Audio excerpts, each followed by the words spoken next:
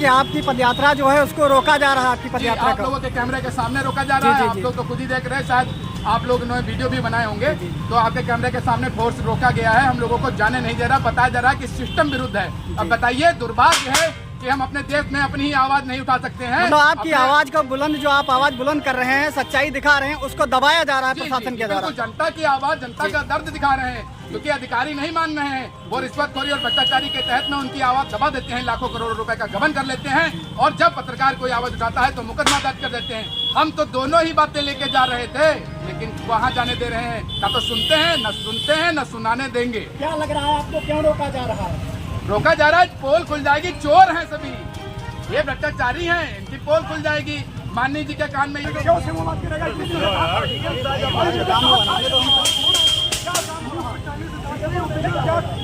कितने दिया है भाई साहब, गवाही दीजिए उसकी क्या गवाही है? चलिए मैं दे रहा हूँ, चलिए कहाँ चले? हम क्यों नहीं कहेंगे? हमारा स्वतंत्रता आप नहीं सकते। मैं तो स्वतंत्रता आप जिस तरीके से रोक रहे हैं, ये आपका काम है। मैं कह रहा हूँ, और आप ये रोक ही नहीं सकते। कानून ने कहा कि आप नहीं काम कर, हम लेकिन आप अपने वरिष्ठों का आदेश कब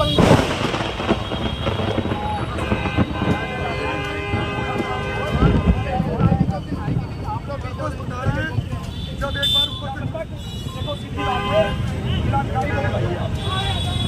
भाई आप बताइए, आप कार्रवाई के हमारे क्षमता अपनी काम को अपनी कार्रवाई ऐसे वहाँ पर कोई नियम का लगता है कि आप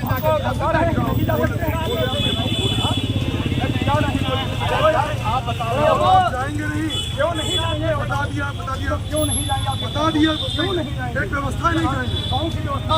5 दिन से हम लोग 5 दिन से ज्ञापन दिए हैं, कौन सा अधिकारी हमसे मिलने आया? कोई व्यवस्था है? कौन सी व्यवस्था? नहीं जा सकते। आप व्यवस्था के बारे में हमको, मैं उस व्यवस्था का जाऊँगा, व्यवस्था के तहत जाऊँगा। आप हमें लखनऊ में देंगे, आप लखनऊ में व्यवस्था में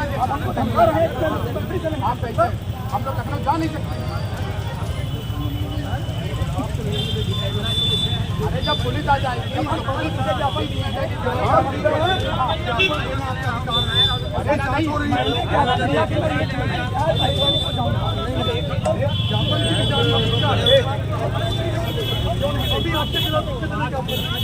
लिख तो दिए हैं,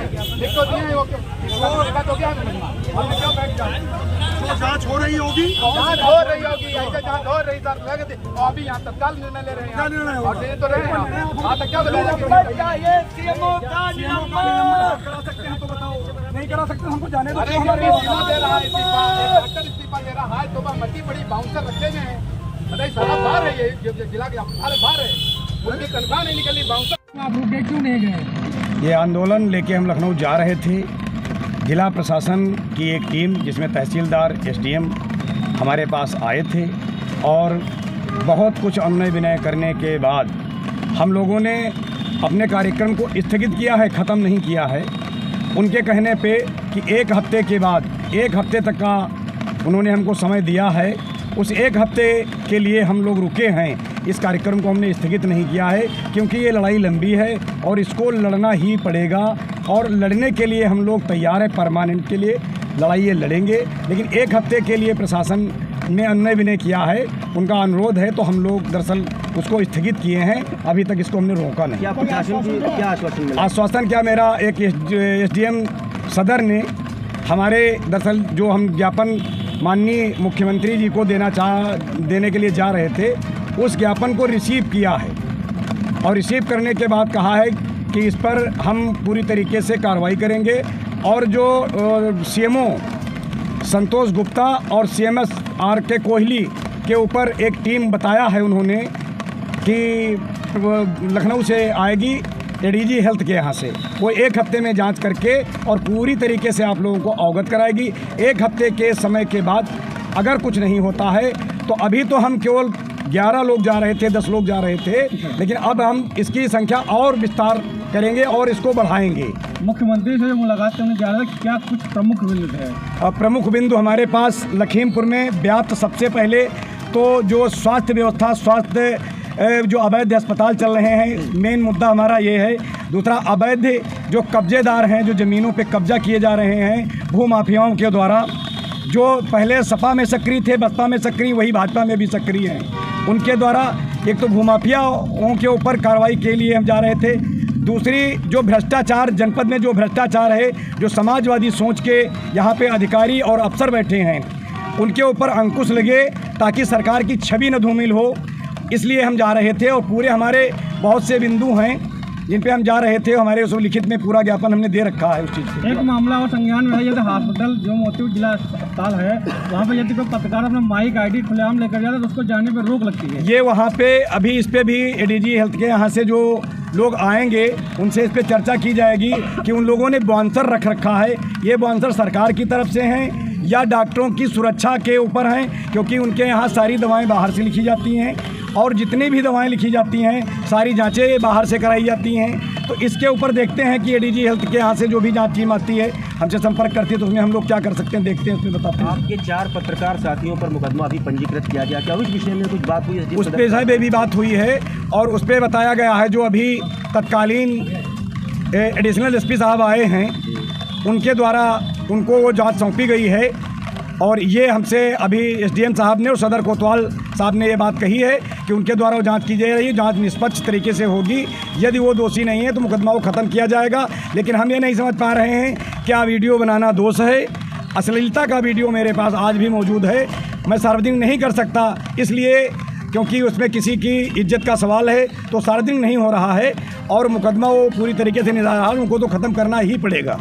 नहीं, जैसा कि आप लोगों ने इससे पहले कहा था कि वीडियो फुटेज निकाली जाएगी, क्या उस फुटेज के बारे में आपको कुछ जानकारी मिली? उन लोगों ने ये बताया कि हमारे सारे पत्रकारों बंधु कि दारू के नशे में मतलब मस्त थे। उन्होंने बताया कि दारू के नशे में धुत थे।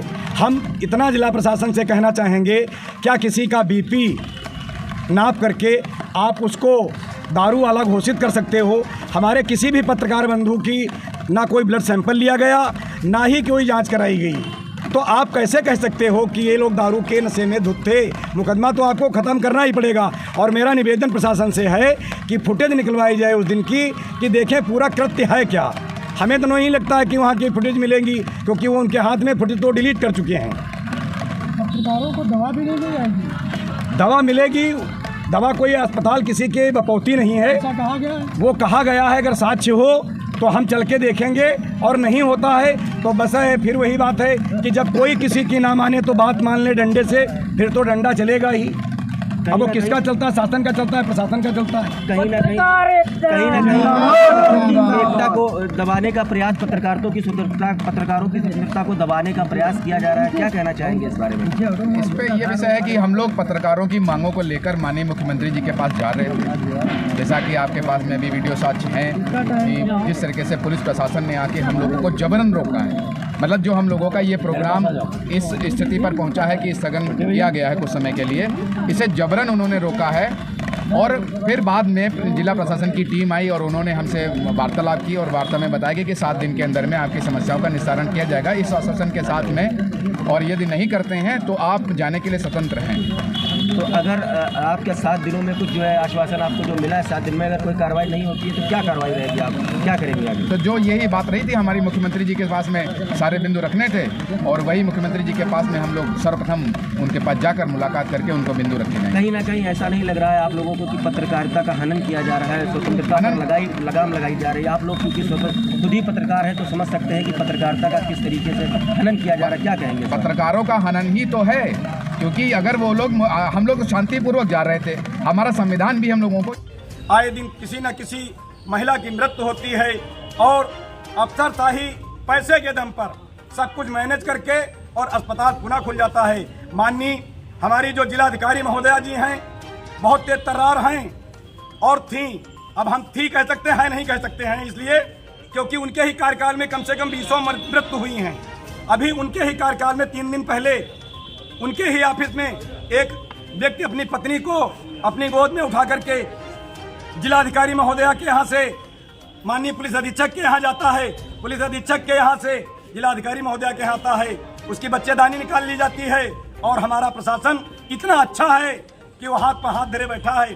केवल अगर कार्रवाई होती है तो अस्पताल सील होता है, सील के नाम पर केवल कुछ नहीं होता है। और हमको लगता है कि जनपद में हर एक बच्चे को एक पिक्चर अक्षय कुमार ने बनाई थी गब्बर, तो गब्बर बनने की हर एक व्यक्ति को आवश्यकता है, वो हम हों या आप हों।